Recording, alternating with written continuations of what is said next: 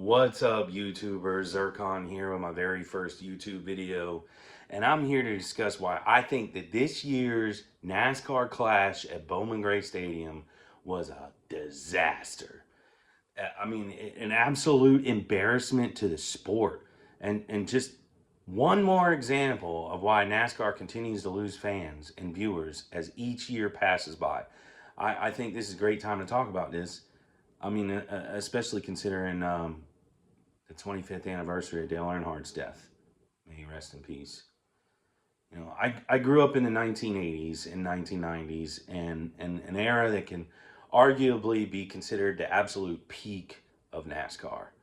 You know, back then, it was just so exciting to watch on TV, you know, to go to in person. You're probably either a Dale Earnhardt, Darrell Waltrip, or Bill Elliott fan until Gordon rose to stardom in the mid 90s, I guess.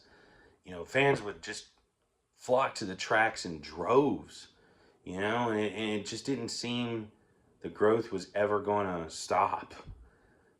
You know, every year it just kept getting bigger and bigger, and until finally it was on every major network, and you know, was competing neck and neck with the ball sports even.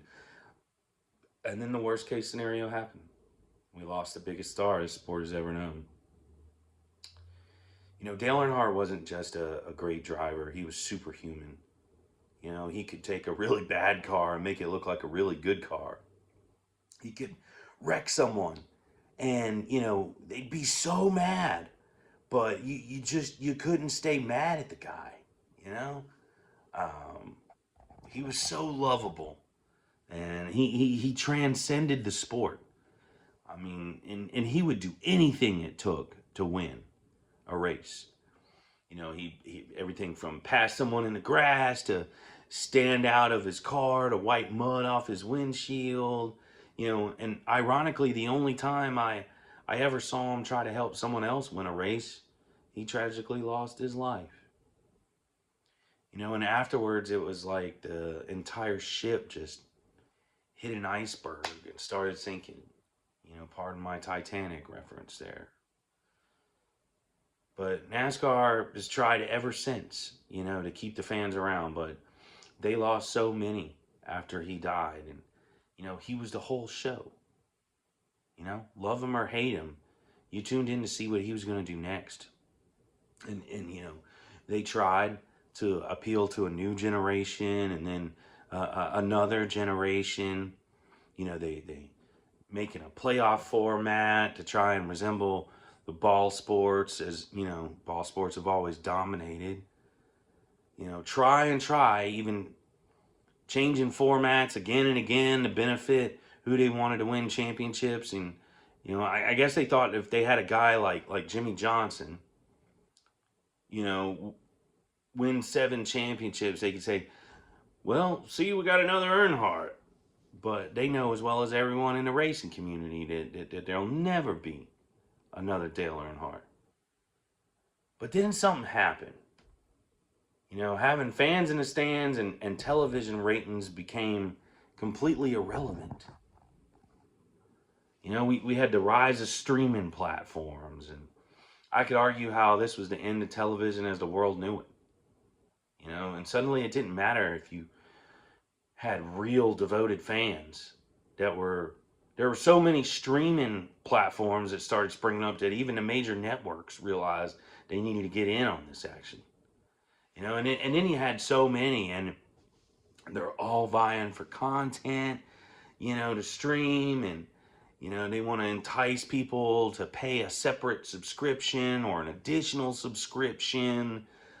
All of a sudden, you know, if you even resemble the sport, even with a small fan base, they're paying millions to secure the rights. You know, so NASCAR secures all of these ridiculous streaming deals along with their prime network deals, you know, like Fox and I guess NBC. And now they don't care whether or not they're even broadcasting a quality product anymore. If you ask me, you know, and this brings me to the 2026 NASCAR Cup season. You know, they have their golden boy, Denny Hamlin. And all I hear about last year is he's won 60 races, but he's never won a championship. And then he goes, I want to win this one for my dad. And I agree, okay? It was a little shady that Larson, who didn't even win a race since May, let alone a playoff race, wins the championship. And then a couple of unbelievable tragedies occurred after that. First Biffle and his family, and then as much as I can't stand Hamlin, I don't want to see anybody get hurt. And he tragically lost his father, and all hatred aside, Hamlin, I really am sorry for your loss. So NASCAR changes the rules again.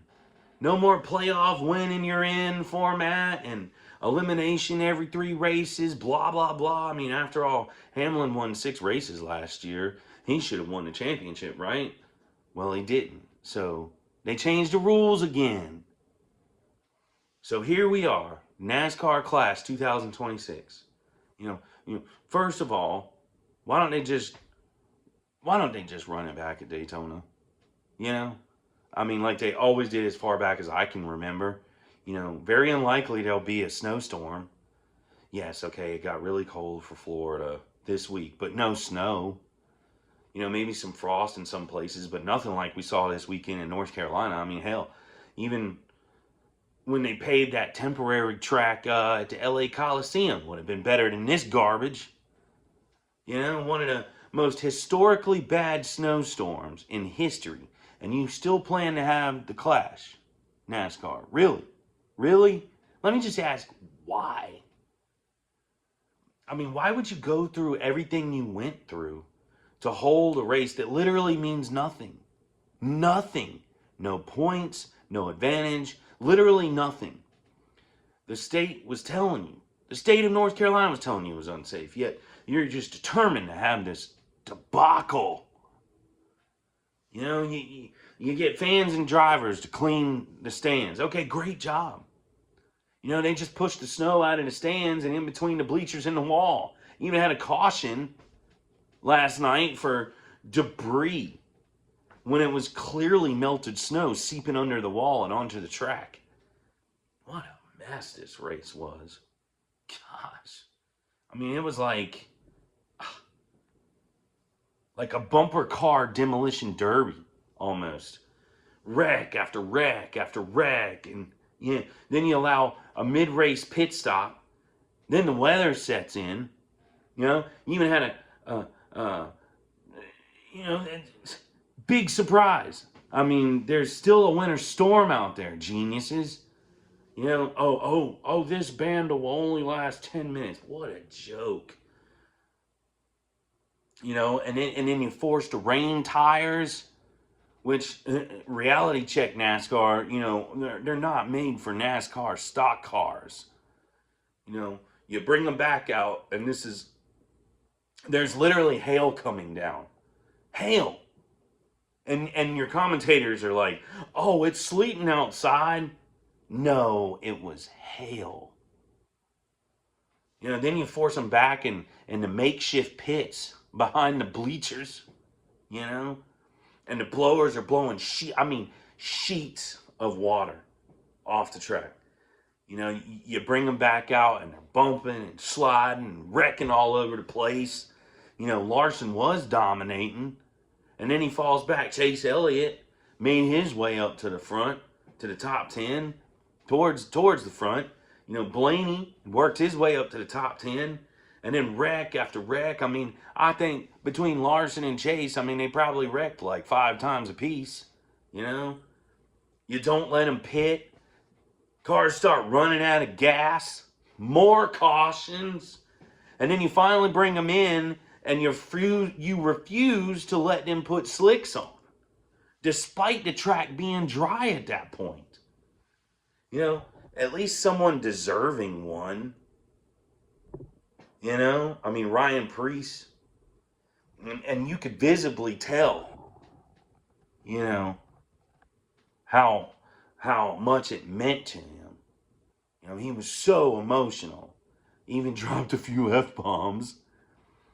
Fox, who obviously didn't care about broadcasting this pitiful excuse, You know, they chose whatever, what was it, Mass Singer on Fox? I don't know. You know, forced to broadcast in either FS2 or the Fox Sports app, not even FS1. That's how little they care. You know, I'm just lucky I was able to use my cable sign in for the app because I don't even get FS2. So also I could finish watching the biggest turd I've ever seen pose as a NASCAR race. I don't know. Maybe I'm just being too rash, but I don't think so. Almost 4 hours on a Wednesday night, and that's what I got. That's what we got as fans. You know, you should have just canceled this race and let him focus on Daytona. Let me know in the comments what you think about the 2026 Clash at Bowman Gray Stadium. Ciao for now.